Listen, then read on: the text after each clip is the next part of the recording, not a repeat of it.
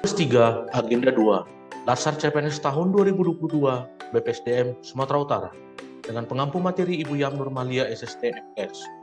Perkenalkan, nama saya Sahat Perdana Cilitonga, unit kerja di kantor Camat Sipahutar Kabupaten Tapanuli Utara, golongan 2, angkatan 12, nomor absen 25. Yang akan saya paparkan saat ini adalah nilai dari core value berakhlak yang paling terakhir, yaitu kolaboratif. Konsep kolaboratif.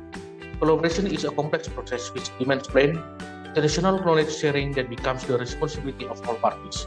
Yang berarti ada sebuah proses di mana ada perencanaan dan adanya sharing ilmu pengetahuan untuk bertanggung jawab bagi seluruh anggotanya. Kolaborasi pemerintahan. Bahwa collaborative government sebagai sebuah proses yang melibatkan norma bersama dan interaksi saling menguntungkan antar aktor governance. Collaborative governance mencakup kemitraan institusi pemerintah untuk pelayanan publik, sebuah pendekatan pengambilan keputusan, tata kelola kolaboratif, serangkaian aktivitas bersama di mana mitra saling menghasilkan tujuan dan strategi dan berbagi tanggung jawab dan sumber daya. Kriteria untuk kolaborasi. Pertama, forum yang diprakarsai oleh lembaga publik atau lembaga. 2. Peserta dalam forum termasuk aktor non-state. Yang ketiga, peserta terlibat langsung dalam pengambilan keputusan dan bukan hanya dikonsultasikan oleh agensi publik. 4. Forum secara resmi diatur dan bertemu secara kolektif. 5. Forum ini bertujuan untuk membuat keputusan dengan konsensus. Dan yang terakhir, fokus kolaborasi adalah kebijakan publik atau manajemen. Tahapan tata kelola kolaborasi. Yang pertama, mengidentifikasi permasalahan dan peluang. Yang kedua, merencanakan aksi kolaborasi. Dan yang ketiga, mendistribusikan strategi untuk mempengaruhi. Panduan perilaku kolaboratif. 1. Organisasi menganggap perubahan sebagai sesuatu yang alami dan perlu terjadi. Yang kedua, organisasi menganggap individu sebagai aset berharga. Yang ketiga, organisasi memberikan perhatian yang adil bagi staf yang mau mencoba dan mengambil risiko yang wajar dalam menjalankan tugas. Yang keempat, pendapat yang berbeda didorong dan didukung dalam organisasi. Yang kelima, masalah dalam organisasi dibahas transparan untuk menghindari konflik. Yang keenam, kolaborasi dan kerja tim antar divisi adalah didorong. Dan yang ketujuh, secara keseluruhan setiap divisi memiliki kesadaran terhadap kualitas layanan yang diberikan. Proses dalam menjalin kolaborasi. Yang pertama, trust building, yaitu membangun kepercayaan dengan stakeholder mitra kolaborasi. Yang kedua, face-to-face dialog, yaitu melakukan negosiasi dan baik dan bersungguh-sungguh. 3. Komitmen terhadap proses, yaitu pengakuan saling ketergantungan, sharing ownership dalam proses, serta keterbukaan terkait keuntungan bersama. Yang keempat, pemahaman bersama, yaitu berkaitan dengan kejelasan visi, misi, definisi bersama, terkait permasalahan serta mengidentifikasi nilai bersama. Dan yang terakhir, menetapkan outcome. Kolaboratif dalam konteks organisasi pemerintah. Ada faktor yang mempengaruhi keberhasilan dalam kolaborasi antar lembaga pemerintah. Yang pertama, kepercayaan. Yang kedua, pembagian kekuasaan. Yang ketiga, gaya kepemimpinan. Yang keempat, strategi manajemen. Dan yang kelima, formalisasi pada pencapaian kolaborasi yang efisien, efektif antara entitas publik. Faktor penghambat kolaborasi antar organisasi pemerintah. Ketidakjelasan batasan masalah karena perbedaan pemahaman dalam kesepakatan kolaborasi. Yang kedua, dasar hukum kolaborasi juga tidak jelas. Mengenal Whole of Government atau WOG, yaitu sebuah pendekatan penyelenggaraan pemerintah yang menyatukan upaya-upaya kolaboratif dari keseluruhan sektor dalam ruang lingkup korelasi guna mencapai tujuan pembangunan kebijakan. Ya, dalam Undang-Undang Nomor 30 Tahun 2014 tentang Administrasi Pemerintahan diatur mengenai bantuan kedinasan, yaitu kerjasama antara badan dan atau pejabat pemerintahan guna kelancaran pelayanan administrasi pemerintahan di suatu instansi pemerintahan yang membutuhkan. Syarat badan dan atau pejabat pemerintahan dapat memberikan bantuan kedinasan kepada badan dan atau pejabat pemerintahan. Pertama, keputusan dan atau tindakan tidak dapat dilaksanakan sendiri oleh badan dan atau pejabat pemerintahan yang meminta bantuan. Yang kedua, penyelenggaraan pemerintahan tidak dapat dilaksanakan sendiri oleh badan dan atau pejabat pemerintahan karena kurangnya tenaga dan fasilitas yang dimiliki oleh badan dan atau pejabat pemerintahan. Yang ketiga, dalam hal melaksanakan penyelenggaraan pemerintahan, badan dan atau pejabat pemerintahan tidak memiliki pengetahuan dan kemampuannya sendiri untuk melaksanakannya sendiri. Apabila untuk menetapkan keputusan dan melakukan kegiatan pelayanan publik, badan dan atau pejabat pemerintahan membutuhkan surat keterangan dan berbagai dokumen yang diperlukan dari badan dan atau pejabat pemerintahan lainnya.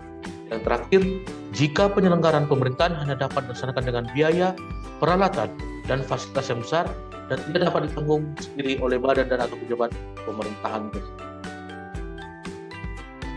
Badan dan atau pejabat pemerintahan dapat menolak memberikan bantuan kedinasan jika 1. Mempengaruhi kinerja badan dan atau pejabat pemerintahan yang memberi bantuan. Yang kedua, surat keterangan dan dokumen yang diperlukan sesuai dengan ketentuan peraturan perundang-undangan bersifat rahasia. Yang ketiga, ketentuan peraturan perundang-undangan tidak memperolehkan pemberian bantuan. Mengapa WOG? Adanya faktor-faktor eksternal seperti dorongan publik dalam membuka integrasi kebijakan. Yang kedua, faktor internal dengan adanya fenomena ketimpangan kapasitas sektoral.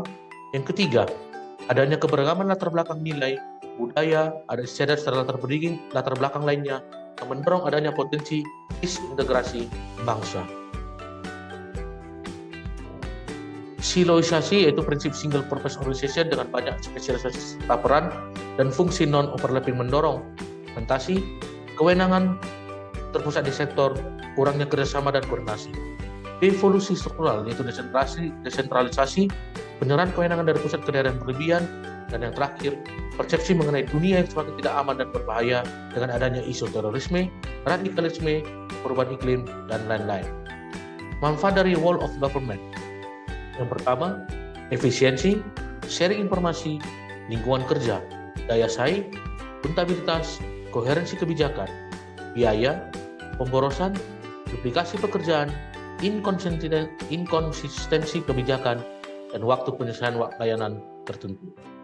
Sedangkan keuntungan wall of government yaitu adanya outcomes focus, yaitu berfokus pada outcome yang tidak dapat dicapai sektoral secara masing-masing. Yang kedua, boundary spanning, yaitu implementasi kebijakan tidak hanya melibatkan satu instansi, tapi lintas instansi. Ketiga, enabling, yaitu wall of government membuat pemerintah lebih mampu menangani tantangan kebijakan yang kompleks. Sedangkan yang terakhir, strengthening the prevention, yaitu wall of government mendorong pencegahan terhadap masalah yang mungkin berkembang lebih jauh. Bentuk-bentuk wall of government. Pertama, integrating service delivery, yaitu proses penyatuan pemberian layanan kepada publik.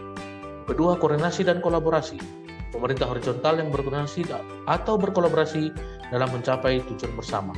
Yang ketiga, integrating and rebalancing government, yaitu kontrol politik dan otonomi administrasi seperti di negara Inggris. Dan yang terakhir, culture change, yaitu konsep-konsep sosial, perekat budaya, organisasi. Praktik wall of government. Yang pertama, penguatan koordinasi antar lembaga, yaitu dengan mengurangi jumlah lembaga yang ada sampai mendekati jumlah yang ideal untuk sebuah koordinasi. Kedua, membentuk lembaga koordinasi khusus, yaitu pembentukan lembaga terpisah dan permanen yang bertugas dalam mengkoordinasikan sektor atau kementerian untuk melakukan wall of government. Yang ketiga, membentuk gugus tugas, yaitu pembentukan pelembagaan koordinasi yang dilakukan di luar struktural formal yang sifatnya tidak permanen. Dan yang terakhir, koalisi sosial, yaitu koalisi sosial ini merupakan bentuk informal dari penyatuan koordinasi antar sektor dan lembaga tanpa membentuk perlembagaan khusus dalam koordinasi. Tantangan untuk mempraktekkan wall of government. Pertama, kapasitas SDM dan institusi, di mana kapasitas SDM dan institusi yang terlibat tidaklah sama. Perbedaan ini bisa menjadi kendala serius, misalnya mendorong terjadinya merger atau akuisisi kelembagaan, di mana terjadi penggabungan sumber daya manusia dengan kualifikasi yang berbeda. Yang kedua, nilai dan budaya organisasi.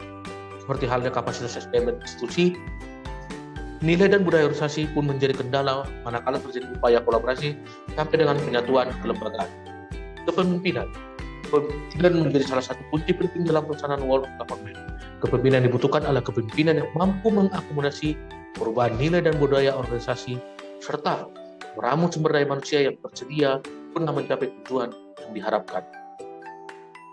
Wall of government berdasarkan jenis. Yang pertama, pelayanan yang bersifat administratif, yaitu pelayanan publik yang menghasilkan berbagai produk dokumen resmi yang dibutuhkan warga masyarakat.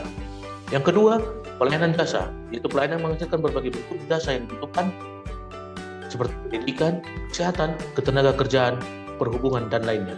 Yang ketiga, pelayanan barang, pelayanan yang menghasilkan jenis barang yang dibutuhkan seperti jalan, rumahan, jaringan telepon, listrik, air bersih, dan seterusnya. Dan yang terakhir, pelayanan regulatif, yaitu pelayanan melalui penegakan hukum dan peraturan perundang-undangan maupun kebijakan publik yang mengatur segi-segi kehidupan masyarakat.